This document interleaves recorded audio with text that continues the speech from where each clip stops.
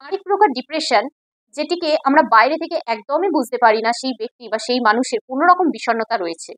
আমরা অনেক সময় বলে থাকি যে এই মানুষটা ডিপ্রেশনে ভুগছে, ধুত এই মানুষটার আচরণে এতটুকু তো বোঝা যায় না।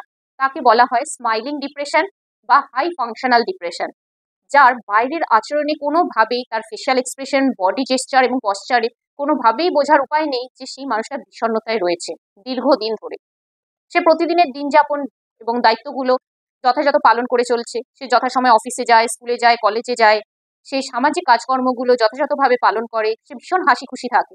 কিন্তু অন্তর থেকে সে মানসিক যন্ত্রণার মধ্যে রয়েছে। সে মানসিকভাবে ক্লান্ত। সে সম্পূর্ণভাবে মানসিকভাবে বিচ্ছিন্ন। প্রতিদিনের জীবনযাত্রা সে যথাযথভাবে পালন করলেও সে ভেতরে ভেতরে তার বিষণ্ণতার সাথে লড়াই করে চলেছে। এই রকম পরিস্থিতিতে কোপ করবার জন্য সেই ব্যক্তি অনেক সময় মাদক জাতীয় সেবন, ধূমপান বা নানান রকম অ্যাডিকশনের সাথে সে যুক্ত হয়ে যায় একটু ভালো থাকার জন্য।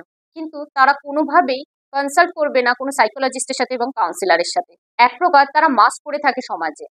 তারা সজাগভাবে, সযত্নে তাদের ইমোশনগুলোকে, আবেগগুলোকে কন্ট্রোল করে প্রতিদিন, প্রতি মুহূর্তে।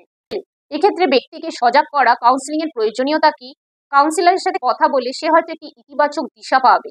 সেই দিশা তাকে এবং তার পরিবারকে সাহায্য করবে পরবর্তী দিনগুলো আনন্দে দিন যাপন করতে।